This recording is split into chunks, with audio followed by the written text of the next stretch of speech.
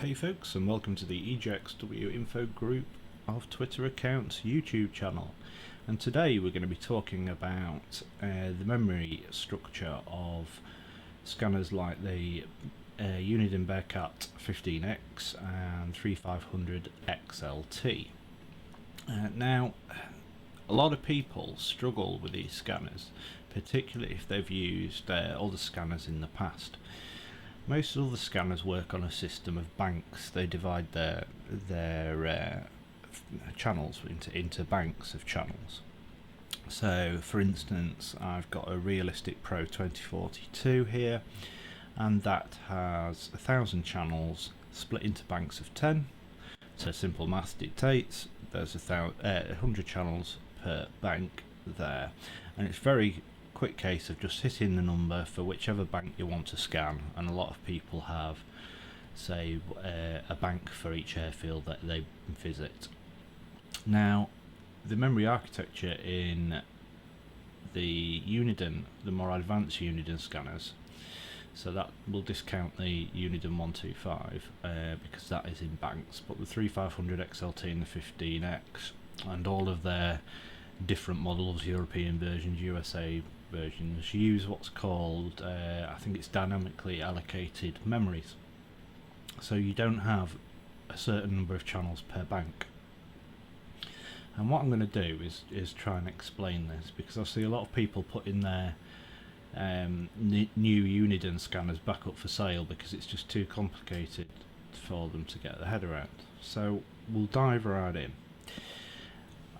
What I'm using here, on the left I'm using ProScan to give you a visual representation of the front of the scanner and how I manipulate the front of the scanner, so you can see that without holding a camcorder and hitting the buttons on the front. I thought it would be easy on here, so that's on the left.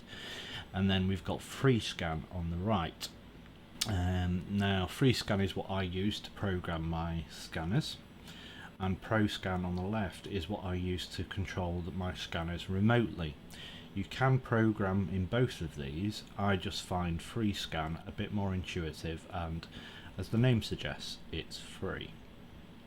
So on these scanners, it starts off with systems, and these are all my systems on my scanner. You see loads of systems there.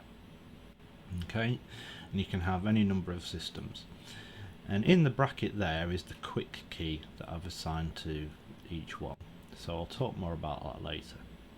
So we have systems, and that's the first level of like this file structure. Then inside systems we have groups. So we can see there I have subdivided the Scampton system into these groups, so ground, tower, approach, SRA, squadron air ops, station air ops, air to air, and ground ops. Again, we can do the same with Coningsby. We drop that down into ATIS. I've got NATO Commons in there, and then I try and keep my numbers roughly the same. And just a note, if you're not seeing the text very clearly, make sure you're watching it in 720p, because if you're watching it at a lower resolution or on a phone, you might not be able to read this text. So we have all these systems, and then inside the systems we can have groups. Now the symbology on the scanner is going to be very similar for the 3500 XLT, the little handheld one, which this badger here. So it's very similar.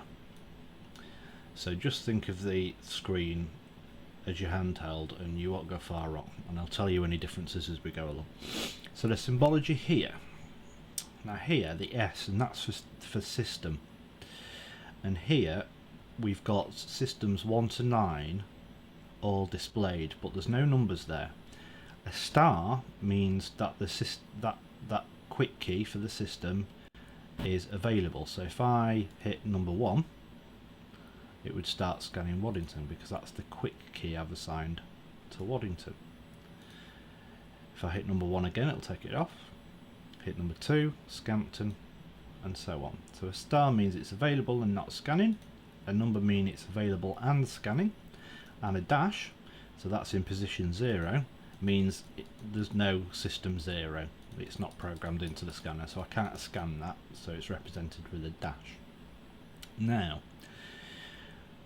that's alright searching quick keys 1 to 9, but if you're putting in quick keys 10 and above, you need to tell it you're about to enter a 2-digit quick key. So for example, I have air refueling on number 11.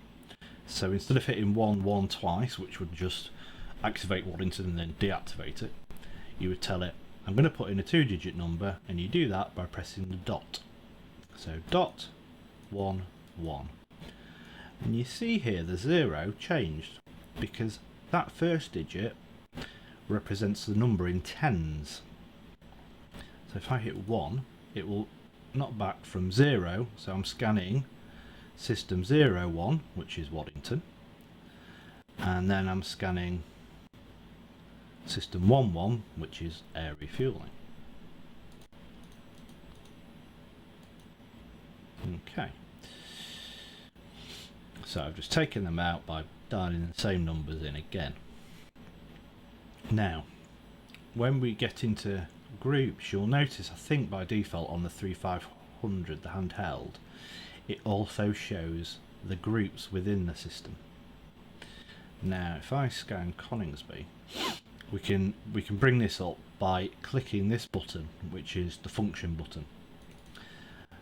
And here it shows your groups within the system, and it's the same symbology: a star if it's available and not scanning, a number if it's available and scanning, and a dash if it's not programmed, not available to scan.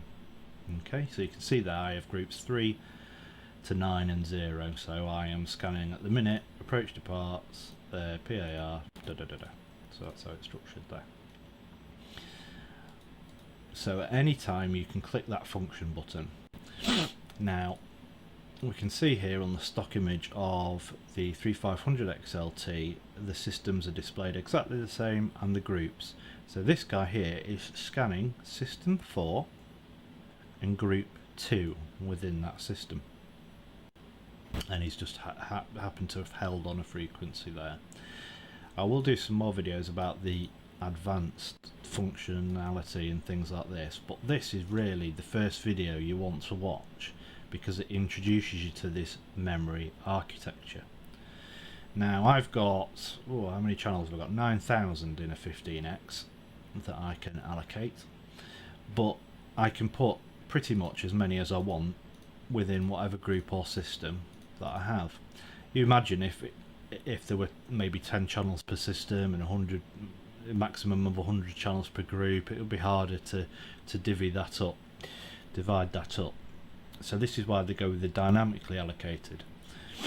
So it only uses a memory if you need to use a memory, whereas the old banks, you had 100 channels to the bank, whether you used them or not. Half of them could be 0, and that was it. So this is a lot easier. I find it a lot more beneficial if you can just get your head around it.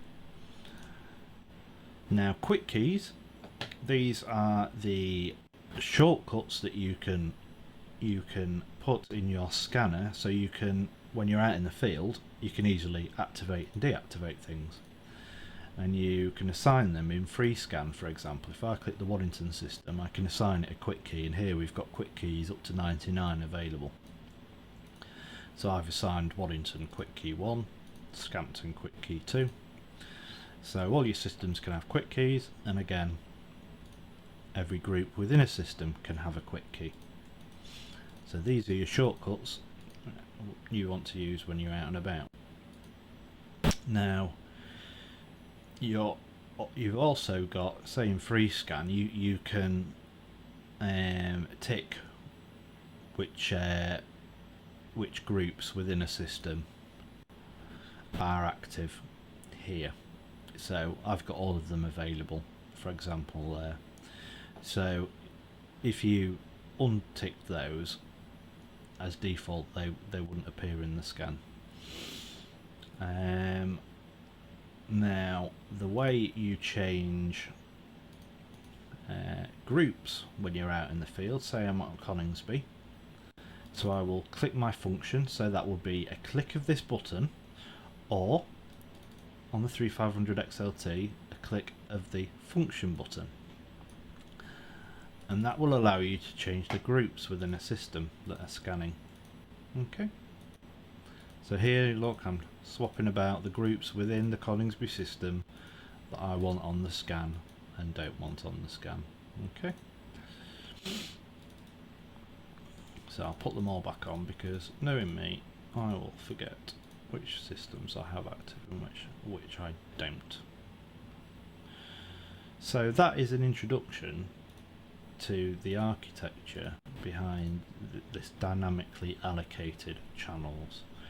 It's all about systems and groups. So when you turn up at an airfield, you can just hit Scampton if you're at Scampton, Coningsby if you're at Coningsby, Waddington if you're at Waddington, and when you're there you can drop in here and select and deselect the groups within that system that you want scanning. So say for example in the Coningsby system, I'm at Coningsby and there's an aircraft coming in for a PAR or SRA approach, and the torque down frequencies are tying up the scan. I can just open it up, say we had them all selected to start with, that would have been a good idea, wouldn't it?